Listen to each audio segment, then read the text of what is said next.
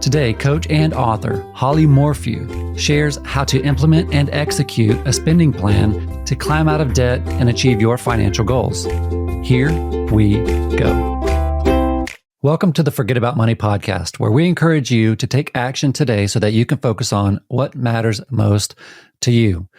Today, we have Holly Morphew, founder and CEO of Financial Impact. She coaches people towards financial independence. She speaks about financial independence, and she writes about financial independence, as she is the author of Simple Wealth, the practical guide to transform your relationship with money and live in abundance. That'll be in the show notes. Don't take a look, click the link. Welcome, Holly. Thank you, David. Very excited to be here. It's been a minute since we've talked, but you continue to do great things. What are you up to lately? Oh, man. Well, what am I up to? Been doing a lot of coaching. Of course, I have my life, right? So what has driven me to learn about money, talk about money, and create early financial independence for myself is because one of my core values is simplicity. So I do a lot of playing. I live in Colorado. I live on a lake. I camp, I bike, I hike. I lift weights. I have multiple streams of income. So I'm tending to a few of those on a daily basis. And I'm a financial coach. It sounds like you're very busy, but you got a great smile on your face. And that means that you're probably living a life well lived. So congrats to you. Thank you, David. Today, we're going to talk about a spending plan versus budgeting. Holly, could you start by explaining the differences between a budget and a spending plan? Ooh, I love this topic.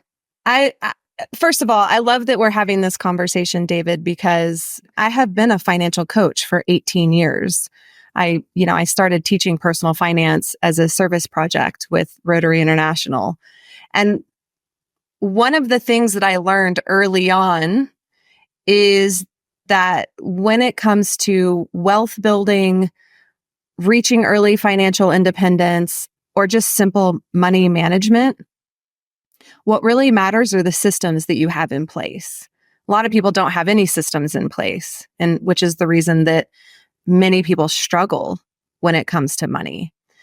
So what is the difference between a budget and a spend plan? And I feel like this is something that I made up, but we were chatting early on before our conversation, before you hit record, that, I said spend planning is something that I feel like came from my intuition or my gut or my experience working with people, is that most people are not going to take the time to reconcile their accounts to the dollar every single month.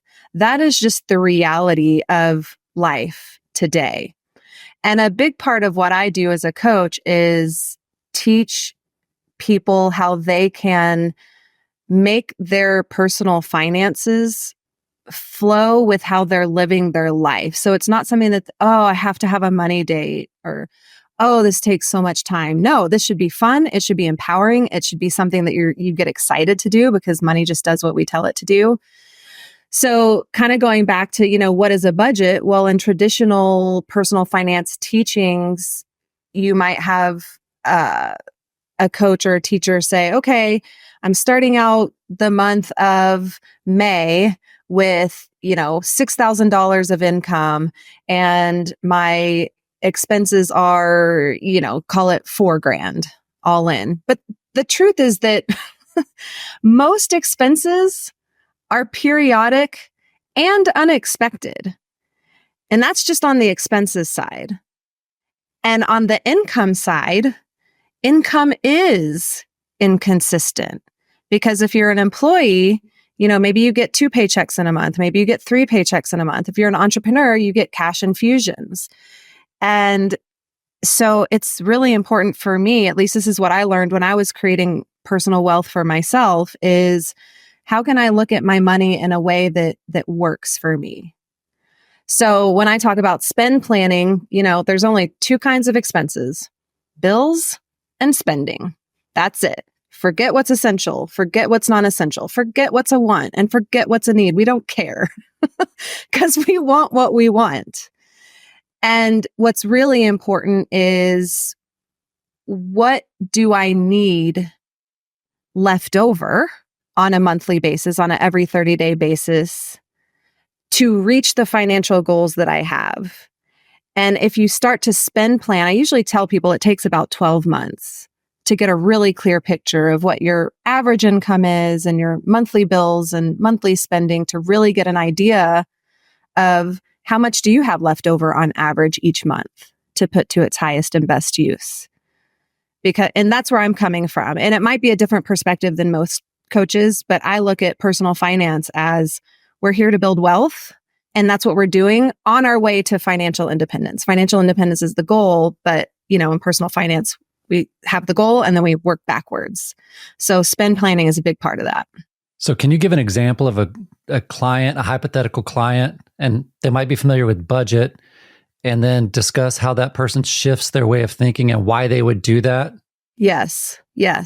Well, like I said, most people think about, so here's how it starts, right? Someone has a challenge. I'm not able to save, or I have debt, or I want to reach early financial independence. It always starts with a challenge. And then usually as the individual who's struggling financially for various reasons, right? We all struggle for different reasons when it comes to money. It usually starts with, how am I managing the money that I have? And starting to get a sense of, okay, I'm spending more money than I earn. Well, the only way that we can identify that is happening is A, if you're carrying a balance on credit cards, that tells you that you're spending more money than you earn.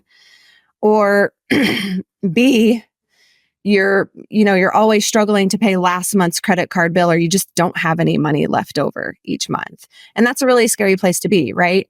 So what we are trying to do with spend planning is write it down. That is the very first step. And so I don't provide like a traditional budget to my clients. Like, here's what May is going to look like in June and July, because we don't know what May, June, and July are going to look like. We have an idea. And so we start with getting a good sense of what is my average income? What was it last year in the month of May? What do I think it's going to be this year in the month of May? We don't always get it right. And this is the thing about personal finance is it's art. It's not science. There's nothing black or white about personal finance. I mean, numbers, yes, black and white. I always loved math and science when I was in school because there was always an answer there. But the thing that I love about personal finance and wealth building and money in general is that it's kind of philosophical. So what we're doing with spend planning and kind of getting out of that mindset of budgeting is, every 30 days, I call it a money date. You have a money date with yourself. You're looking back at, where did my money actually go? And the only way, I say the only way, but there are really two ways to determine where your money actually went. One is to get out every single credit card statement, checking account statement, look at your investment accounts, retirement, like all of the accounts and add it up. But who's going to do that? No one. Or to use a spend tracker. And Tiller is my favorite. So I use Tiller to tell me where my money went last month. So that's one part of it. The other part of it is looking forward. And what I use for that, I call a wealth strategy. And all it is an Excel spreadsheet. I've refined it over the years to show my clients how they can build wealth and, what goals they can work on and what levers they can pull. This is what's cool about spend planning is because with the wealth strategy, you can see where, well, if I normally spend $600 on food, but this month I choose to spend $500 on food and put that extra $100 into debt elimination, savings, retirement, whatever, then you can start to see with that wealth strategy how much faster you can reach your financial goals. Because I've built in some kind of cool formulas and just things that empower you. And that's really what spend planning is about is when we look back, we can ask ourselves, would I make those same choices again? Now I know that I went over I call it an allowance. Like every single week I have a transfer from my personal checking account into my Chime account, which is like a preloaded debit card. And I call this a spend strategy. This is kind of what makes this system work. So I can never, ever, ever overspend because the only thing that I swipe with is my Chime preloaded debit card. And once that money's gone, it's gone. I have to wait for it to reload the next week. So, if I spend too much on clothing, for example, well, then I have less for gas, groceries, that doctor copay, anything that we swipe for is a spending expense. So it's a system that helps us, it's fail proof so that we never ever overspend. But a big part of it is getting really clear through those every 30-day money dates with yourself, looking back at where your money actually went, looking forward at where you want it to go because of your financial goals, and kind of marrying those two things together. And that's why I say personal finance is an art, because spend planning is very much, it's a plan. It's an intention. We might not make it, but you don't have to beat yourself up because you spent more on, hiking gear. It's okay. You just get back on track. If someone was familiar with budgeting and let's say a client came to you, say, I know what a budget is. I'm all in on the spending plan. I like some of the psychological advantages that it has because budgeting just isn't working for me. Based on what you just said, it seems that there's some steps involved. Like you said, you use Tiller and then you use Chime. Is that something that if that is something that you use yourself, is that like a step 1, 2, 3 that you tell your clients? And what are the 5 steps, if you could put it in 5 steps, if you were to sit down with a client in 15 minutes and say, here's your first 5 steps of how to initiate and execute a spending plan, what would those 5 steps be? Yeah, that's a great question, David. So it starts with awareness, because awareness is the seed of transformation. Most people feel out of control with their money because they're not looking at it, because they're afraid to look at it. They're ashamed. They feel like they can't do it. But that's only because we're not teaching this in school. We really should. That's a conversation for another day, right? That's why we're here. So the first step is to write it down. And, managing your money and building wealth for that matter. And as you know very well, reaching financial independence, it is an active process. It doesn't happen passively. But we know that money is a tool and it just does what we tell it to do. So step 1 is to write it down. And what I will share with those who are watching and listening is give yourself some time and some grace to do this, because you're not going to know off the top of your head where all your money goes and that so-and-so's paying you back for this loan and, you're going to sell or consign, something. And, we don't know what's going to happen ahead. We have an idea of it. But history is the best indicator of what's going to happen in the future. When you say awareness, write it down, what is the individual writing down? You're writing down your income and you're writing down your expenses. Okay. So a normal net worth statement, a general net worth statement. Yep. Okay. And I use the wealth strategy. It's on my website. It's in my freebies. I give away a ton of freebies because I want people to understand this system and how they can use it for themselves. So you grab that wealth strategy. It's set up so you can put in your income, and we're just looking for average. What's your average monthly income? And then the next step is enter your assets. What assets do you have? Maybe there are some that you need, but one of the golden rules of money is pay yourself first. So we want income to come in, then it flows into your assets, and then we start listing out your expenses. So you just start typing in, I think on average I spend, like I said, $600 a month on food, but do you really know that? So step 2 is to grab a spend tracker. And there are lots of good ones out there. Mint used to be the one that I recommended because it was free and fairly robust, but we know that Mint's gone away now. And I think it's a good use of your money if you are wanting to build wealth or reach early financial independence to go ahead and spend the 80 to 100 or whatever bucks it costs for an annual subscription to a spend tracker. And like I said, I love Tiller. There's a link for Tiller on my website. But yes, yeah, get a sense of where your money's actually going, because this is where a lot of people get tripped up when it comes to traditional budgeting, because they don't know. We don't know where our money is actually going unless we're actually tracking it. Okay. So once you've written down your net worth statement, so you know if you're negative and you got to work your way back up to zero to begin developing that positive net worth, and you've at least attempted to know where money's coming from and where it's going out. The next step 2, would be to begin tracking exactly what's going out, what you're spending money on. And you can do that through Tiller, or which you recommend, or another app. Correct. Yeah. And then what would happen after that? Say, do you go back and refine your net worth statement over time? Is that the next step, or is there something else? Yeah. So I would say step 3 is to start, again, this is off the top of your head, right? What do I think I'm going? This is the looking forward. I think that I'm going to need new car tires in June.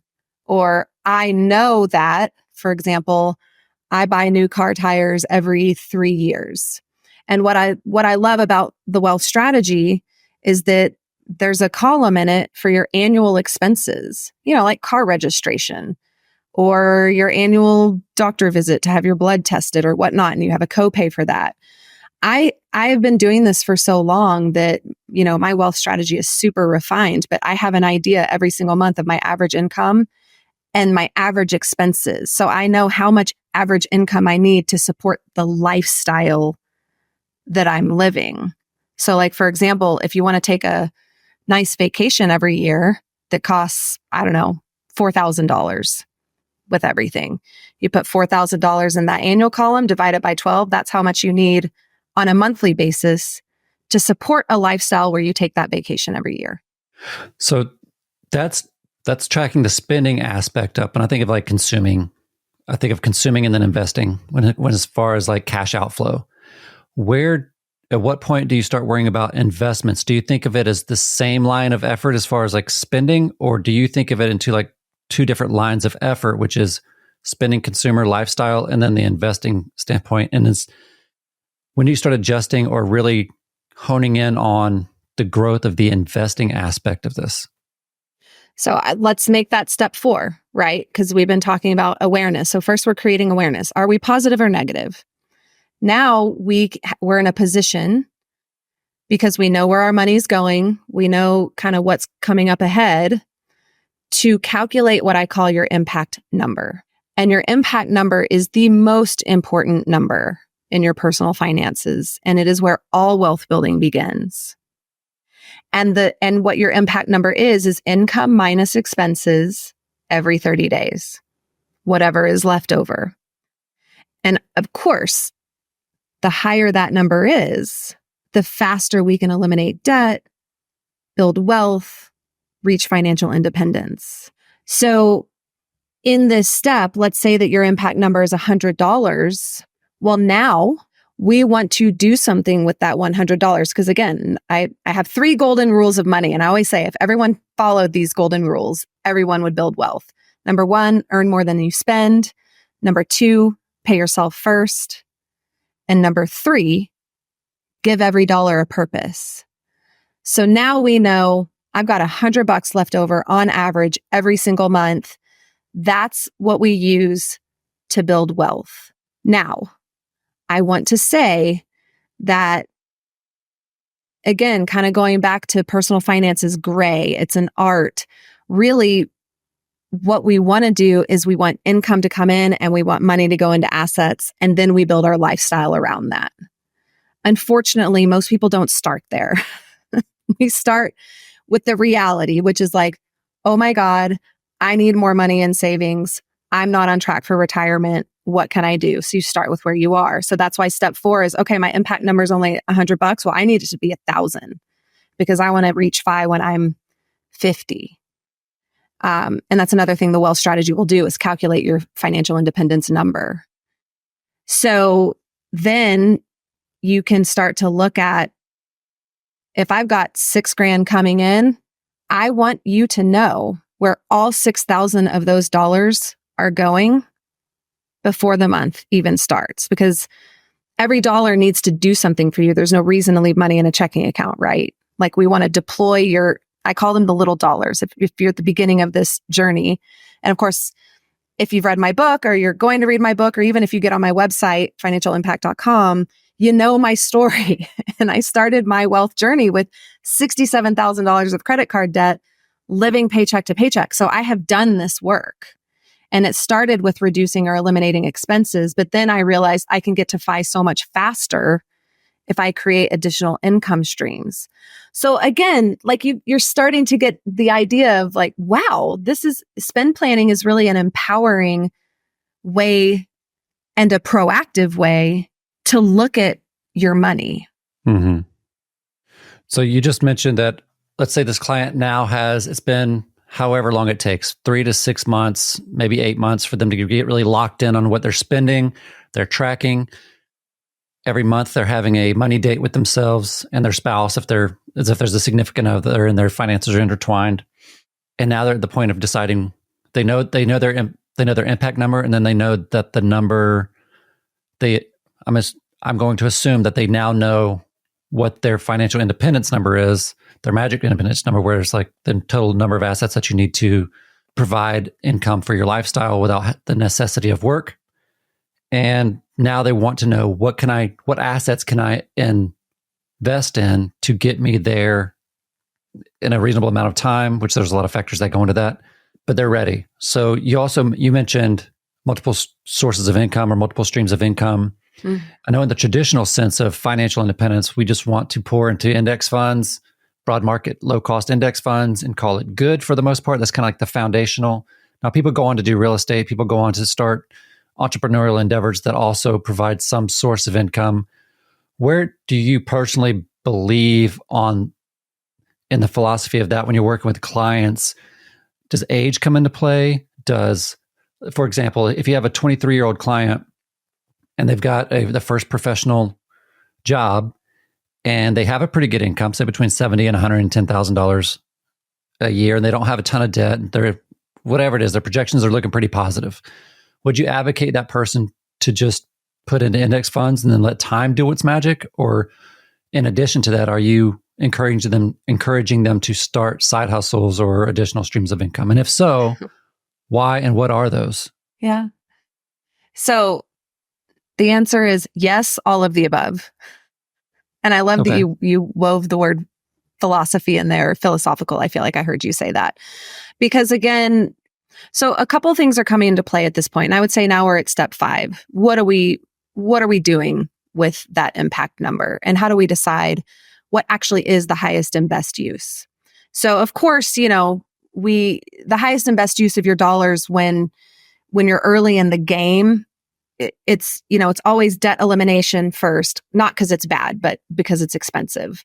Then we save, and we don't want to oversave because, yields on savings accounts they're high right now, high 4s, low 5s, which is great, but we don't want to oversave. Why? Because there's an opportunity cost to that.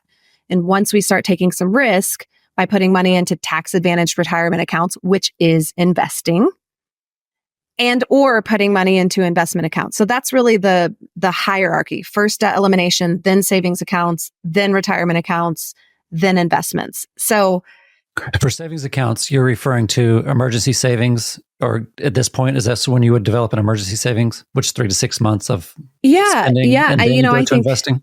Yes, emergencies. I call it a lighthouse fund because, it's your guiding light, it's your safety, it's what you can always go home to and feel safe and secure. And there is some psychology behind having a fully funded lighthouse fund. And yes, I think 3 to 6 months of expenses. Again, don't worry about what's essential. Just 3 to 6 months of expenses saved in a high yield savings account in case you get laid off or you have to take time off to care for someone you love, or, you need a mental health break or you have an accident, whatever it is. It's going to happen at some point in our lives. We're human. So that can be really powerful for someone. But we also need another high yield savings account. And I call that a goal getter account. You might have also heard it referred to as sinking funds. And what this account is for is 1 to 3 year money. This is money that you're going to spend in 1 to 3 years on new appliances, those new car tires, Maybe you want to go on a vacation. So now, and again, because we want to deploy our money every month into interest bearing or, savings accounts that can pay us to put our money in it. So don't leave it in a checking account. Move it into a high yield savings account. Then when you want to take that vacation, sure, swipe your card, get those points, great. But where does that money come from when it's time to pay the credit card? From your high yield savings account, which you've been kind of juicing up for the past 1 to 2 years with those high yields. And then you pay that credit card off. So those are the 2 savings accounts that I recommend. Now that we're in step 5 of determining the highest and best use of the money, you've mentioned an emergency fund that you call the Lighthouse Fund, as well as the goal getter or the sinking spending fund. I'm not sure exactly the terminology. Sinking funds. That's what some people call it. So no, both of those terms are new to me. I've never heard those. So I'm learning something today. Thank you. Now, these are just the first of a number of actions that the client is going to take. Are you doing this? You did talk about prioritizing a high interest debt pay down first and then saving and then investing. After the debt pay down, are you saving into these funds and investing concurrently or in parallel, or are you doing them in series or one right after the other? You are asking all the right questions. So is it concurrent? Again, we go back to we're human. We're having this human experience. So if all of your impact number, again, let's go back to that $100. If you're just throwing that at debt and you don't have money in savings, and then all of a sudden you have to go to the emergency room and it's a $500 copay or whatever. Now you're putting that on credit cards. We don't want that. So what we're doing, I like to use the 80-20 rule where, again, I'm just for simplicity. If your impact number is $100, $80 is going into your high interest rate debt until it's gone. In the meantime, that $20, probably better that you go ahead and get that into your high yield savings accounts. Maybe you're putting some into retirement accounts, maybe, again, a little bit into investments, but just to capture, that time value of money, because there is a time component to investments. And I am going to answer your question when we get to it, about, how do we get to FI and what are we actually investing in? But this process takes time. So it could take, it took me 3 years to eliminate my credit card debt. And I follow that 80-20 rule. $80 was going, I used the debt avalanche method to pay off my debt. And in the meantime, $20 was going to my savings accounts, which really did serve me because there's going to be a time when you need cash. And then so then of course the debt's paid off, my impact number went way, way up. So I could much faster build my savings accounts. So when I was on that pillar of wealth, $80 of my impact number going into the savings accounts, $20 going into retirement and investment. Probably just retirement, because again, they're tax advantaged accounts. If you have a Roth IRA, I know I'm getting into the weeds, but why not max that out? Why not take advantage of that? So, I would say investing, if you have debt and you don't have savings and you're just starting to, don't even worry about investing right now. Don't even worry about investing until you've got the debt paid off and the savings funded. But and you can do this concurrently, each pillar, in theory, we want to build them one at a time. But in reality, life is happening. So it's good to have a little bit of cushion and to be flowing some portion, maybe 20% of your impact number into those other asset accounts. Okay. So when you talk about those other asset accounts, we're talking about, again, for the example of the 23 or 25-year-old who's got access to a 401k and a Roth IRA, assuming they don't exceed the annual limits to contribute to a Roth, the order that would be 401k to the match. And if you disagree, jump in. 401k to the match. I agree with that. Get that match. Get over to the Roth, maximize that.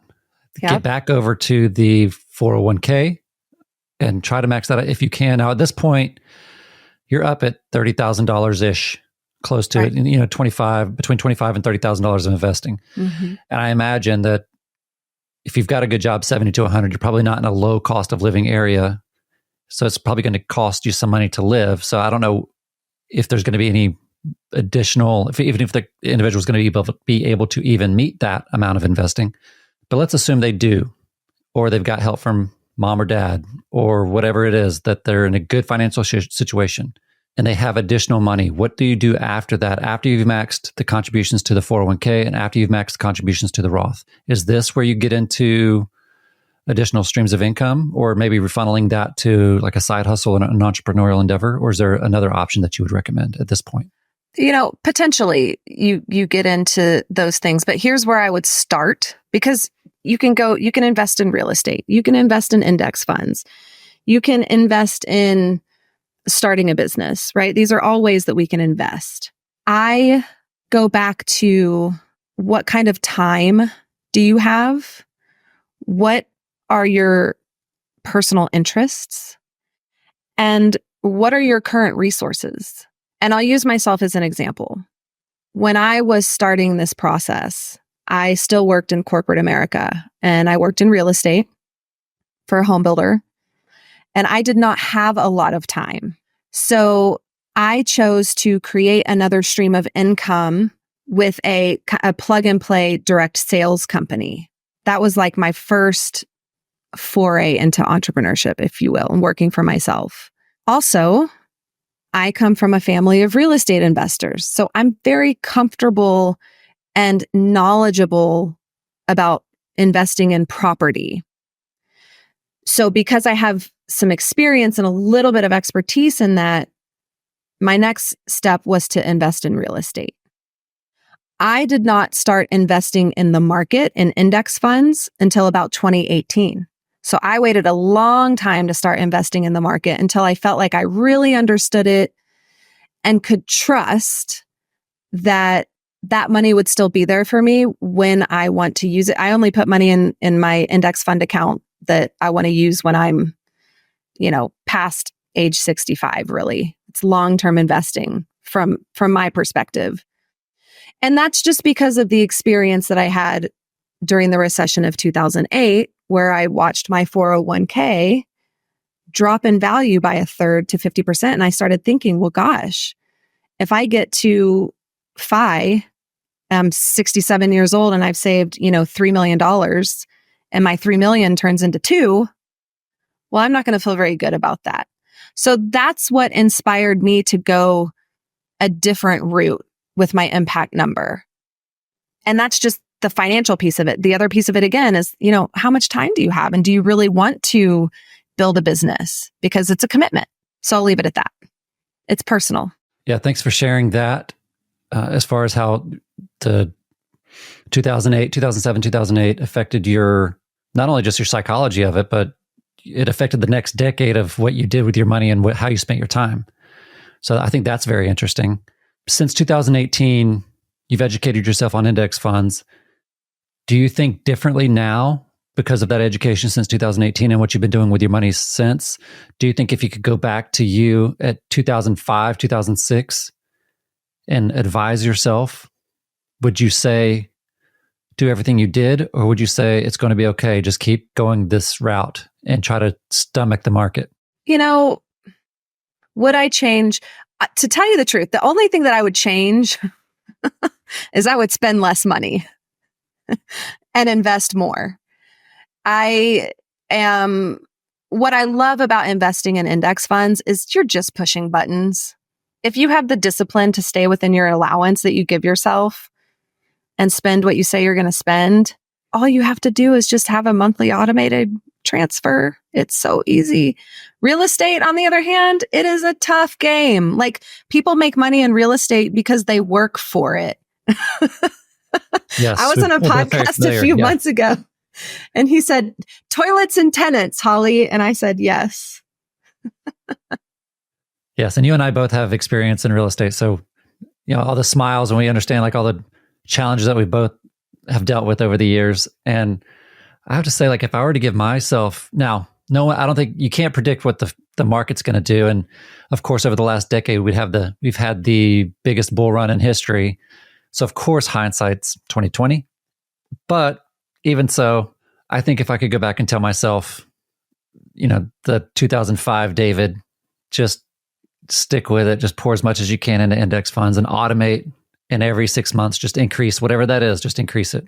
Whatever it is you're automating, increase it. And just straight index funds and just let it go. Because while I have also benefited from the real estate market going up over the last decade, the trade-offs, I think that the difference between the market returns and the amount of effort that goes into real estate versus what the market did provide. When I say market, the stock market, what the stock market provided over that same time, I think the stock market still wins, like by handily.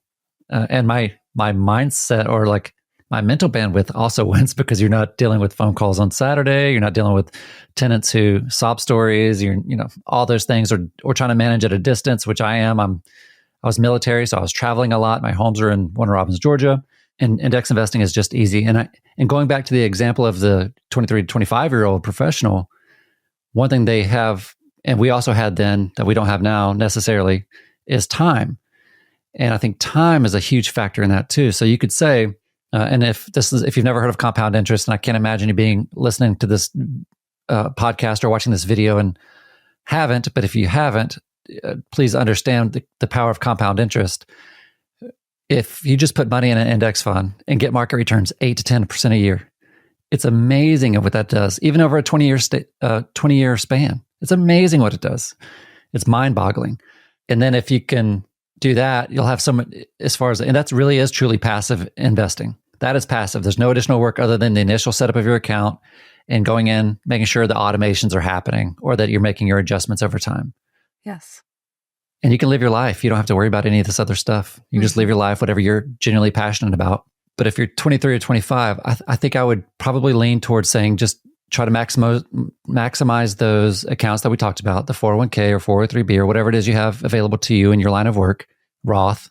And then rather than doing real estate, and I know people are going to, David, you do real estate. Why don't you endorse it? Maybe that's why you probably should listen to this. But I would say just start another brokerage account, because at this point and invest in the same fund that you're investing in your low cost broad market index fund. Start a normal brokerage account with Fidelity or Vanguard or Schwab or whoever.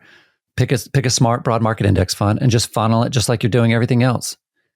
And then if you decide that you now have the time and the desire and the want to pursue another line of, not necessarily work, but if you want to do an entrepreneurial endeavor in addition to your current 9 to 5, now you can just use that brokerage money to seed that if you'd like, or not. But I do think that if you're in your 20s, the simpler is the way to go. Live your life a little bit, be smart with your money, but don't add more work. Because I imagine, I know in my 20s, I was working a ton and I didn't really have the energy or wherewithal probably to spend too much time doing other things that may or may not work out as far as whatever the top 10 side hustles I just saw on a blog online that I want to try to pursue. So if you're listening to this and you're young, I would do it that way, because it's the least amount of mental bandwidth used, and you can focus on your primary job, being good at that. Mm-hmm. And then when you're not at your work, you live in your life. Yeah. I think you just raised a really good point, David, because we, in all of the jargon and the hype and the stuff that we see online, which you can tell I have no patience for it. There's just so much kind of looking down on having a job, a job, as Robert Kiyosaki calls it, just over broke. But I totally disagree with that. I think that earning a steady paycheck with benefits is powerful. And if you went to school and you got an education, or you joined the military, or you apprenticed and you're getting paid to go do a job for another company, and you get to go home at night and put your feet up or play with your kids or make dinner with your partner or go for a hike, like, that's a good life.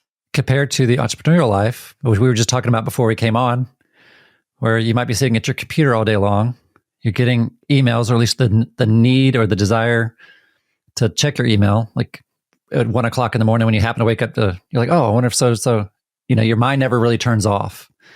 So I think that's something that, and some people are wired for that and they love it. Yeah.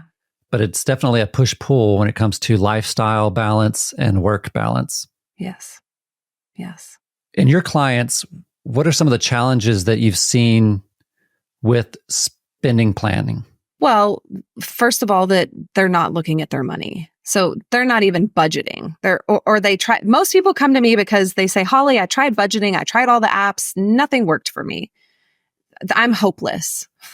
It's like, you're not hopeless. You just need a system that works for you and your life. Again, so the 5 steps, we're going to review the 5 steps. Number 1, awareness. Number 2, I wish I could read my writing. Use a spend tracker. Yep. Look at where your money actually went.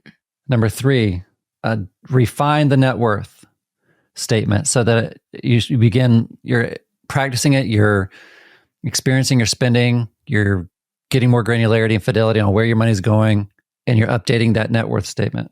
Number 4, calculate your impact number, which is the difference between income and expenses every 30 days. And then the money left over is, what was the word? Your impact number. The impact number. Yes, impact number. And number 5, determine your highest and best use for that impact number.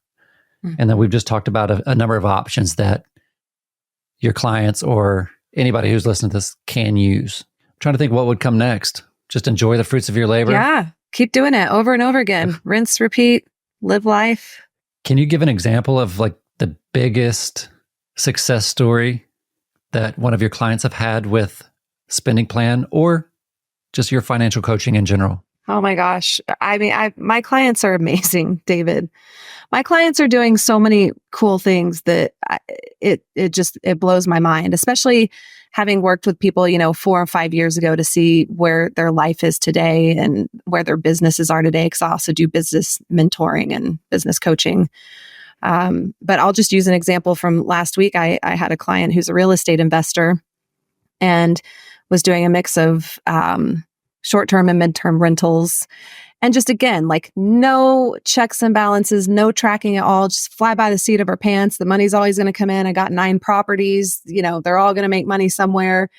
But then, she fell out of control. And it's like when you start feeling the pinch or when you're starting to carry a balance on credit cards, that's how you know something's not working. So I created a wealth strategy for her, did a bunch of market research on each of her properties, looked at the potential that they could bring in if we shifted to a long-term strategy, and which would then kind of offset the cost of carrying the houses from an overhead standpoint. And literally we went from her being, because she just did her taxes, so she has her numbers like, very precise right now. She was actually losing money to the tune of a negative $3,000 a month, which that can eat you alive depending on, how much wealth you've built. And we shifted to a new plan to positive $13,000 a month. So we're talking a $16K a month swing in the positive direction, plus cash flow for life. And for me, that's the most exciting thing. And that's how I reached early financial independence, was I created cash flow in excess of my expenses. I didn't save my FI number, but I'm working on that. No, I think you bring up another good point. I mean, we should have another episode about that, the importance of cash flow, in particular for those people who want to achieve early retirement. And I don't say I bashed on real estate, but I was pro index funds in this conversation. But real estate is one way that you can get that cash flow and reduce the timeline. Holly, thank you so much. Is there anything more that you want to add? Well, this has really been a pleasure, David. I like to say every day you're either building wealth or you're not. And it doesn't matter how much money you make. What matters is how much you keep and what you do with it. Thank you very much for being here. And thank you all for watching and listening.